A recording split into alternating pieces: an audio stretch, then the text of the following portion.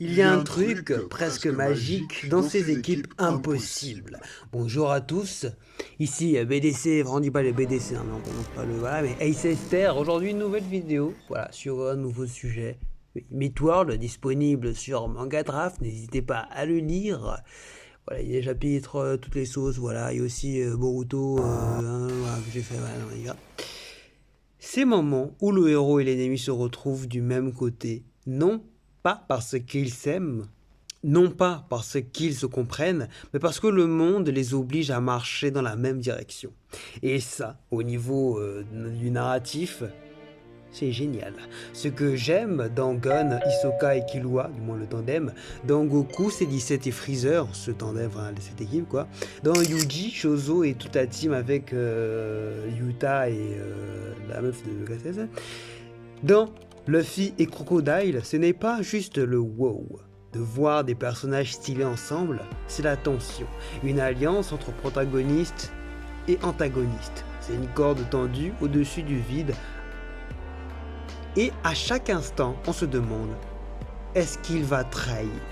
Bon, il y a certains moins que d'autres, mais vous voyez où je veux en venir. Est-ce qu'il aide vraiment? Est-ce qu'il agit pour le bien commun ou pour ses propres intérêts? Hisoka, qui aide Gon, n'est jamais avec Gon, il est avec son propre plaisir. Freezer, qui combat aux côtés de Goku, ne devient pas gentil, il reste Freezer. Et c'est précisément ça qui rend l'alliance crédible. Elle ne gomme pas les différences, elle les expose. Ces équipes fonctionnent parce qu'elles brisent une règle implicite du récit. Le bien d'un côté, le mal de l'autre. Quand un antagoniste rejoint temporairement les héros, la frontière morale devient floue.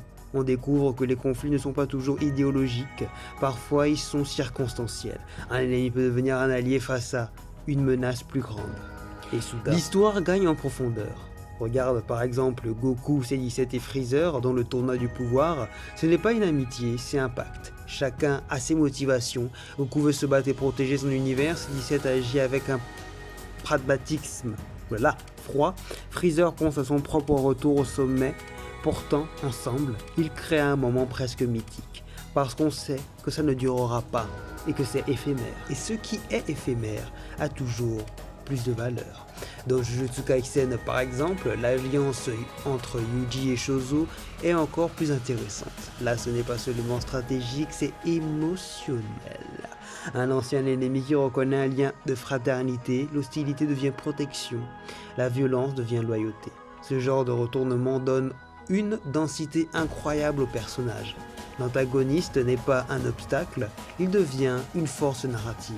Et dans One Piece, Luffy et Crocodile à Apple Down, c'est du pur génie. Crocodile ne devient pas un gentil pirate. Il reste manipulateur, opportuniste, mais il respecte la détermination de Monkey D. Luffy. Il aide parce que ça sert son intérêt et pourtant, dans le feu de l'action, on oublie presque leur passé. On les voit combattre ensemble et ça crée une dynamique explosive, de volonté forte, deux égos, une seule direction. La sortie. Ce concept marche parce qu'il joue sur la surprise contrôlée. L'auteur ne détruit pas la cohérence des personnages, il place dans une situation où leurs intérêts convergent. C'est là la clé, pas un changement de personnalité, pas une rédemption forcée, une convergence. Et puis, il y a un autre aspect vraiment génial, ces équipes révèle le vrai niveau de chacun. Quand un antagoniste combat aux côtés du héros, on peut comparer, on peut mesurer, on peut voir qui domine, qui complète, qui compense. Les rapports de force deviennent clairs. Mais au-delà du spectacle, ces alliances disent quelque chose de plus profond. Elles montrent que le monde n'est pas binaire, que les gens peuvent s'opposer farouchement et pourtant coopérer. Que l'ennemi n'est pas toujours l'incarnation du mal absolu, mais un individu avec ses propres objectifs. D'ailleurs, dans l'univers que je travaille, Midworld, un possible duel psychologique comme ça pourrait émerger. Ce genre d'alliance serait dévastateur dans n'importe quel récit. Imagine un ancien chasseur, ou combattant, ou ennemi, renégat obligé de collaborer avec le héros pour affronter une entité encore plus ancienne. Pas de réconciliation, pas de pardon, juste une nécessité. De vision du monde opposée, mais une même cible. Là, on aurait non seulement de la tension, mais aussi un miroir idéologique. Le héros verra ce qu'il pourra devenir, l'antagoniste verra ce qu'il a perdu, et c'est peut-être ça au fond, la vraie force de ces équipes aléatoires. Elles forcent les personnages à se regarder dans les yeux, à se comprendre sans forcément se pardonner. Et ce ne sont pas des équipes d'amitié, ce sont des alliances de circonstances.